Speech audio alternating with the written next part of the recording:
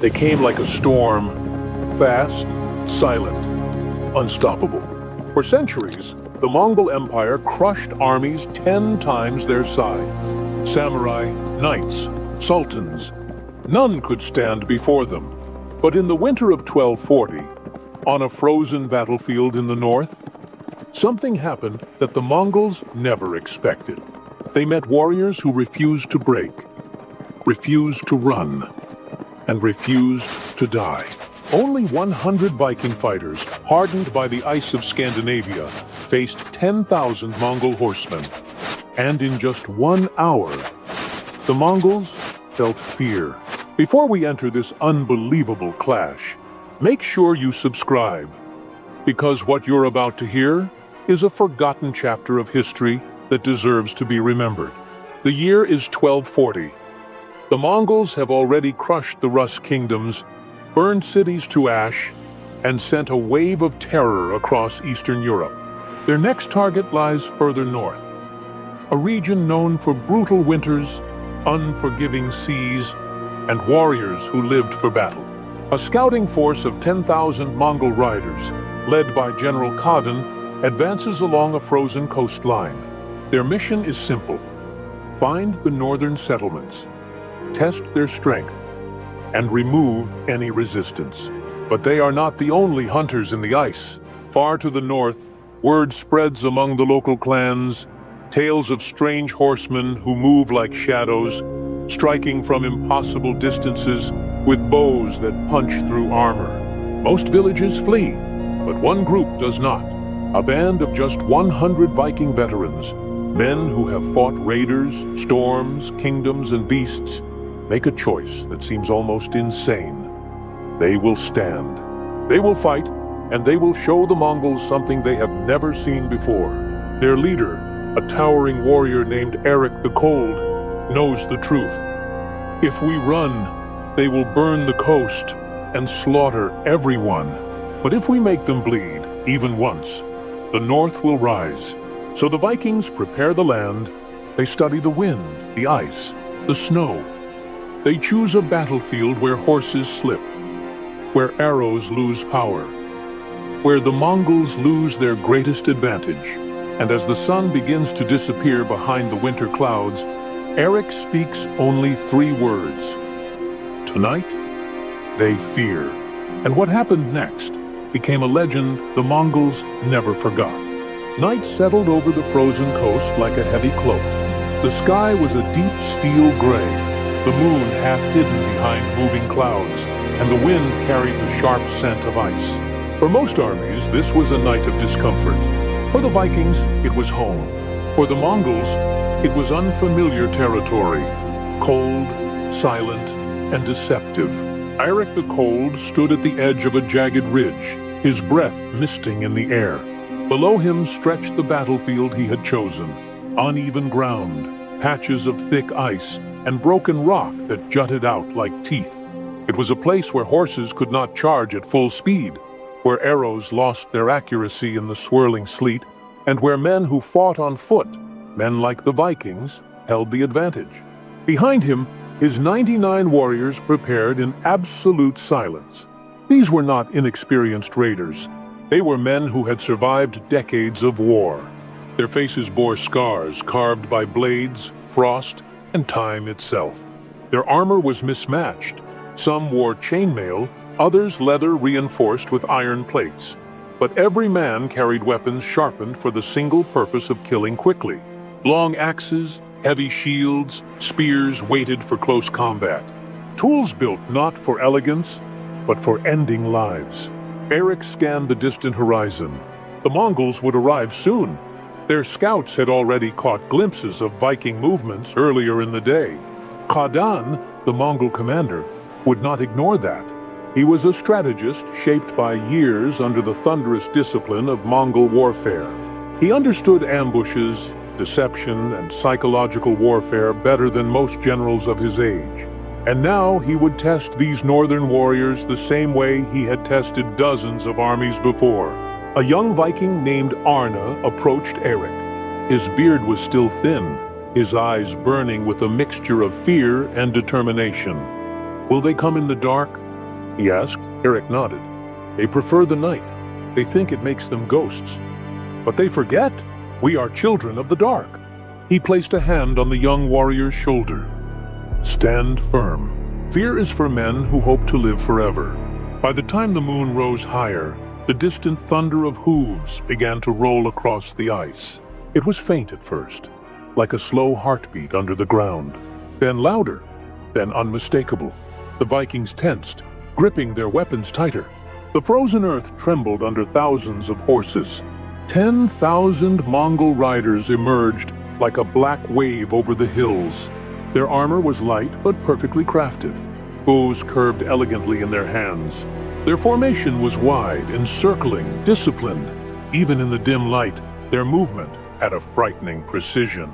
Kadan rode at the front, eyes sharp, assessing everything: the terrain, the wind, the shadows. He expected fear, he expected retreat, but he found neither. Instead, he saw 100 silhouettes standing unmoving on the ridge. Shields raised, axes resting against their shoulders, the cold light of the moon glinting off their helmets. Kadan narrowed his eyes. "They intend to fight," he muttered.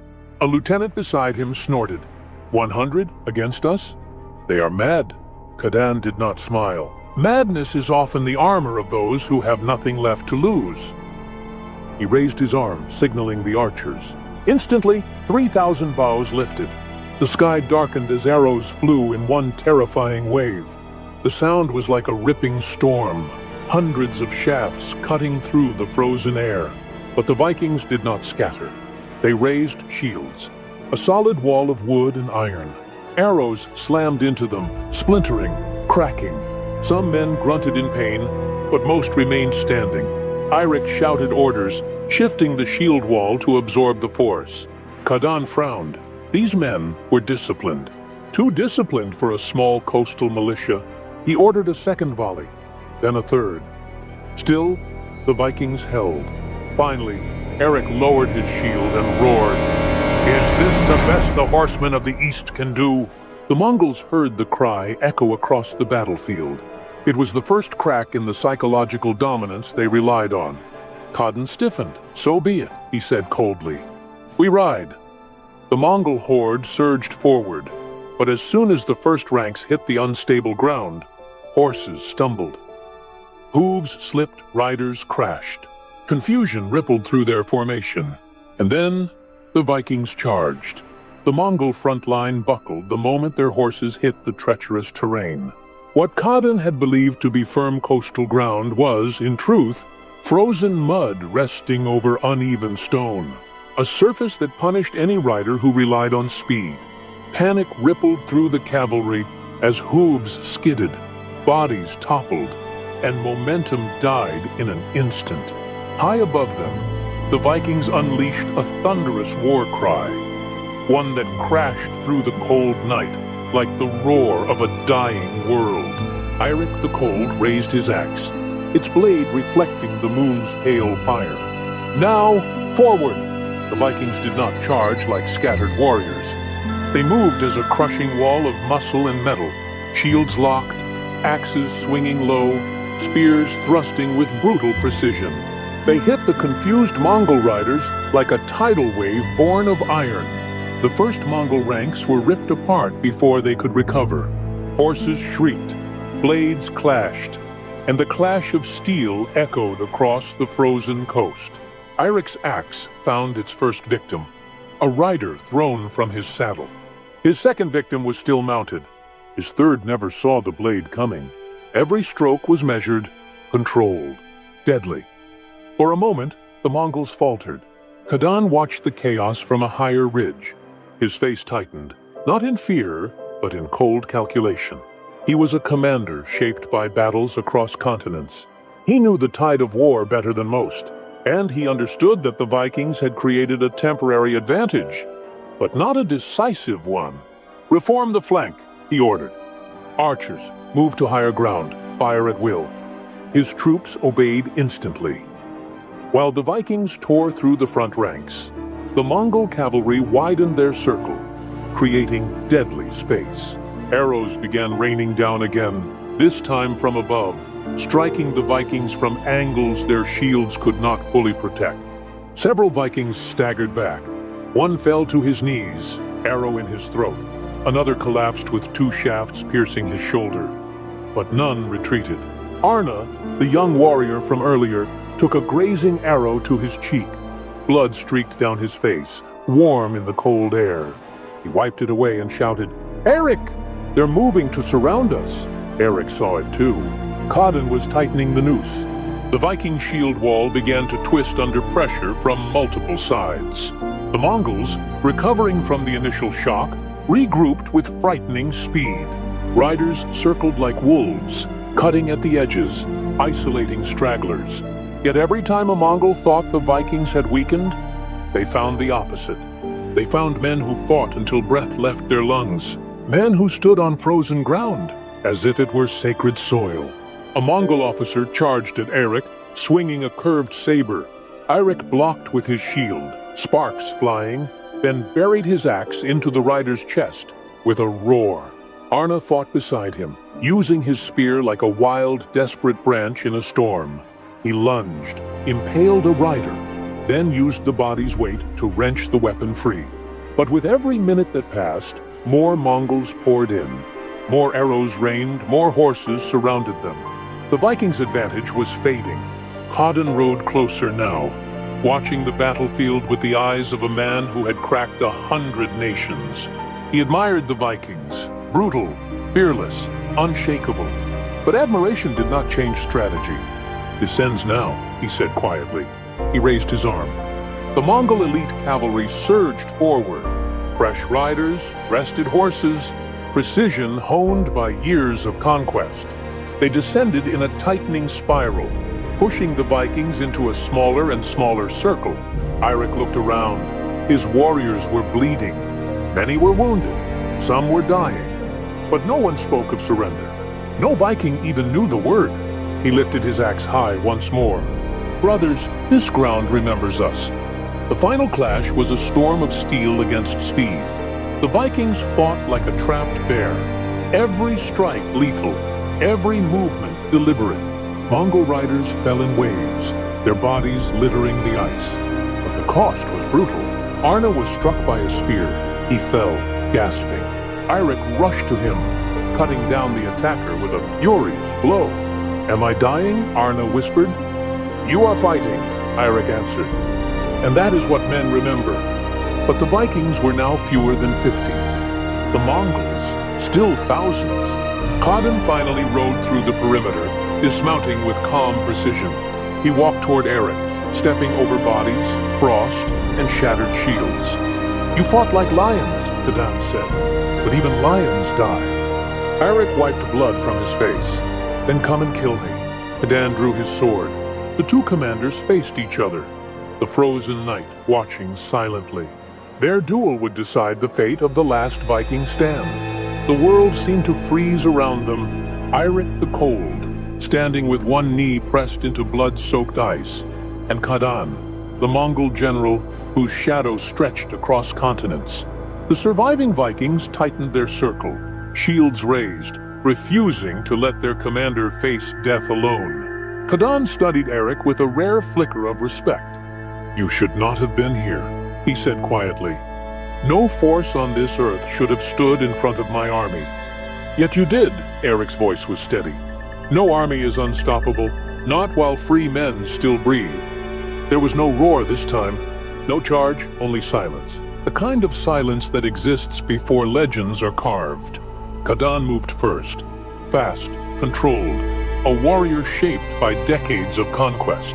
His blade arced toward Eric's head with brutal precision. Eirik blocked with his shield, the impact shaking through his bones. A second strike, a third, each one heavier than the last. Eirik countered with a sweep of his axe, sparks exploding as steel clashed. The duel circled across the frozen ground, each man testing the other's endurance, skill, and will. Around them, Mongol soldiers watched without a sound. Even they knew this was no ordinary battle. This was the final heartbeat of an ancient warrior race. Khadan pushed forward with a sudden burst of speed. Steel flashed, Eric's shield split. The Vikings staggered, only for Arna, wounded and barely standing, to shout, "Eric, don't fall!" The cry gave Eric one last surge of fury. He swung his axe in a wide, deadly arc. Kadan barely evaded it, Eric's blade slicing the fur lining of his armor. The Mongol general spun, shifting his weight with flawless control, and drove his sword deep into Eric's side. The world dimmed. Eric gasped, breath frosting the air as the pain surged through him. But he did not fall. Not yet. With the last of his strength, he seized Kadan's arm, pulling him closer until their foreheads nearly touched. "Even giants fall," Eric whispered. And with a final savage effort, he drove his axe into Kadan's thigh, forcing the general down to one knee. Mongol soldiers surged forward, but Kadan raised his hand. "No," he said, blue eyes burning into Eric's. "Respect, honor, recognition." Eric's legs finally buckled. He collapsed onto the icy ground, his axe slipping from his fingers. Arni crawled to him, dragging his bleeding body across the frost. "Eric, stay awake," Arna pleaded, voice breaking. "You can't leave, not yet." Eric looked up at the young warrior, his last surviving brother, and smiled weakly. "You fought well. Let the wind carry our names." His eyes closed, his chest stilled, and the last great Viking chieftain breathed his final breath. A long silence fell over the battlefield. Even the Mongols did not speak. Kadan stood with difficulty, leaning on his sword. He looked down at Eric with a solemn expression, then turned to his men. "Burn no bodies," he commanded. "No one touches their weapons. These men died as warriors. Leave them to the sky they honored." It was a command the Mongols rarely gave, an honor reserved only for enemies worthy of memory. The surviving Vikings, only a handful, sat beside their fallen brothers, whispering prayers into the cold wind. They did not cry. They did not beg. They simply stayed. Hours later, as dawn broke over the frozen coast, pale sunlight touched the battlefield, illuminating shattered shields, blood-stained axes, and brave men who had stood against impossible odds. History would forget the exact details, but it would never forget the fear the Mongols felt that night. Not of numbers, not of weapons, but of men who faced death with unshakable courage. The Mongols moved on, their empire continuing its march. But the legend remained. How 100 Vikings stood against 10,000 Mongol invaders and earned the respect of the greatest cavalry the world had ever known. The wind carried their names, the earth remembered their footsteps, and history carved their final stand into eternity.